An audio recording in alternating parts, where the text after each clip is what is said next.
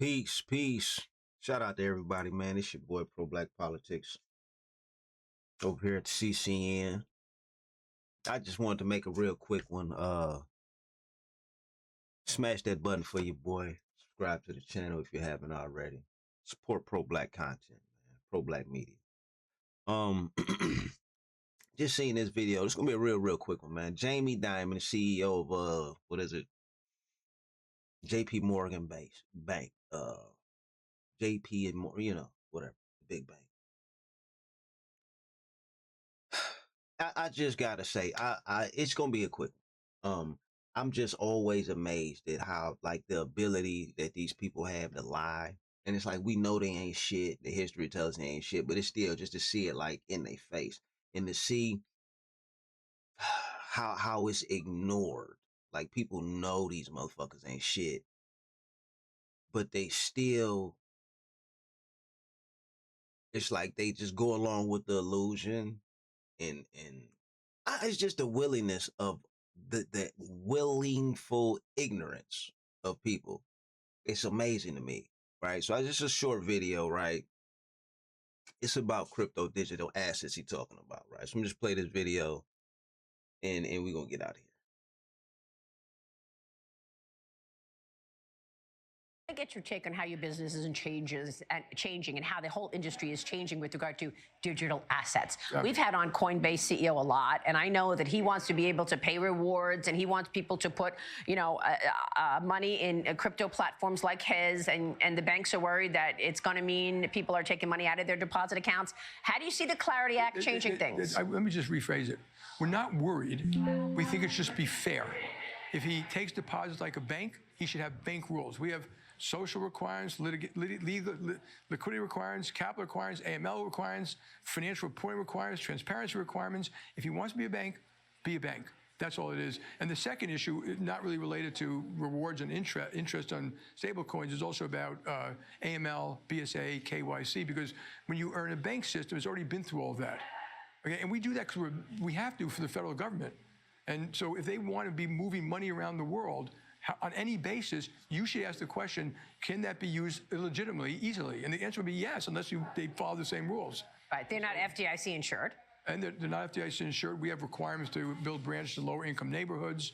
We have liquidity requirements and capital requirements, reporting requirements. We have like 84 regulators all over us.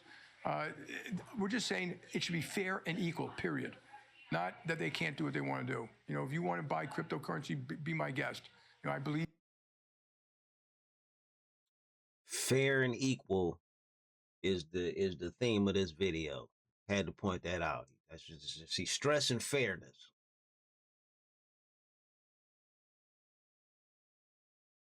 I believe it's a free country, and I defend that right, but we just want it to be fair. But is that who you were talking about when you said there's a lot of competition out there? No. I was talking about Revolut and Stripe and Chime and Dave and SoFi and some of these companies, PayPal, they've done a great job in the past. There are companies that are doing things in small business which are really interesting. Capital One just bought one called Brex. And there are hundreds of them. And these are smart people trying to, take a slice of your business or a bigger piece of your business. And Citadel has done a great job in trading. And so when I look at these things, I'm saying I tell my own people, open your eyes, look what they did. We didn't do it, and in some we could have. In some we couldn't have for a whole bunch of different reasons. Stablecoins might be among that list. I'm not that worried about stablecoin, and we already have the JP Morgan deposit coin. Like if you're a wholesale, if you're a company and I send you the JP Morgan stablecoin, you know what you can say to me? Just give me my money. I'll put in what I want. And remember, you have to buy the stablecoin and sell the stablecoin. So the transaction costs on both sides. There is movement of money risk in stablecoin. So it's not as simple as people think. I do think it'll be used for cross-border payments, for small dollar payments, for person-to-person type thing. But even person-to-person, if I send money to someone in the Philippines, I have requirements about who's sending it and who it's being sent to. And so you have to, and if you want that money to be sent free, because remember, once that money's in a wallet overseas, it could be in anyone's wallet. And it goes to a third wallet, a fourth wallet. So the first one may be legitimate, second one may be a sex trafficker.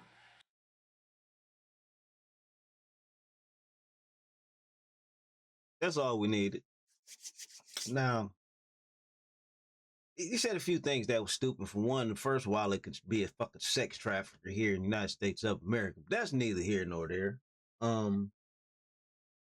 Fairness, right?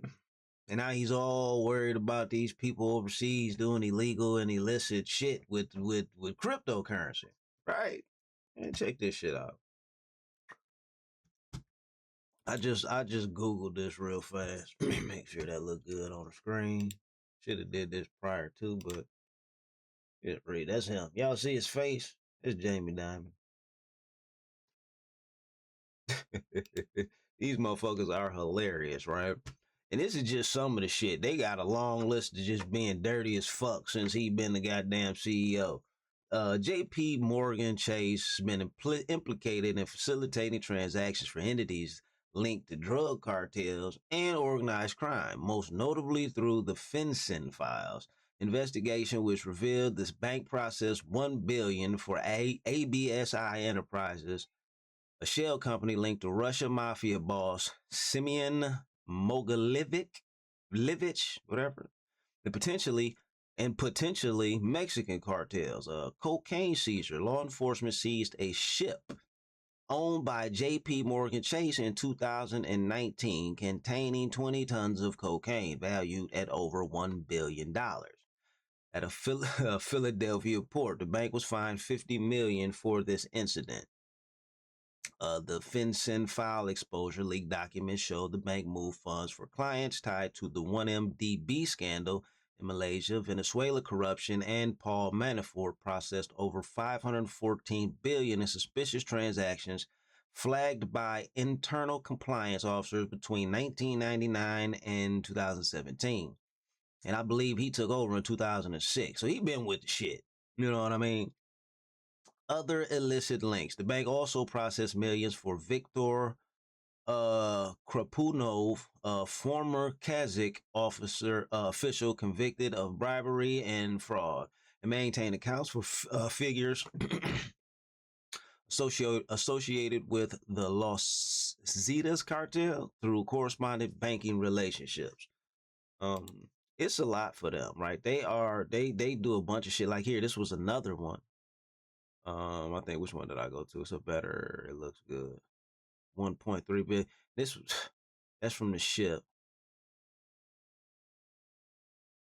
Laundering money. Which one is this? Oh, that's the ship. That's the ship. Just the cost for doing business. It's just this is common knowledge, right? But this was another one. Laundering more dirty money. So this one, I don't know when was this? 2020. So they just keep it up. He just keeps it right on up.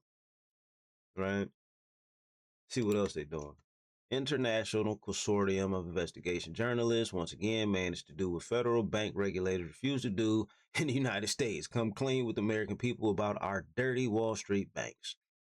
The Internal Consortium of Investigation Journals dropped a bombshell investigative report. Let's just go right to it. Global banks defy U.S. crackdowns by serving oligarchs, criminals, and terrorists, right? From 2020. I'll do that later.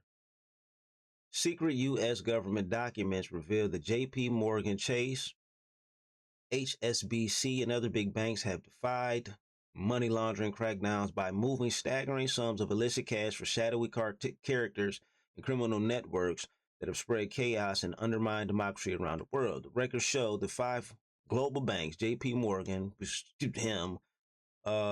Standard Chartered Bank, Dutch Bank of New York, Mellon, kept profiting from powerful and dangerous players even after U.S. authorities fined these financial institutions for earlier failures to stem flows of dirty money, right? It's a lot. The articles is pretty, you could go find it if you want to, but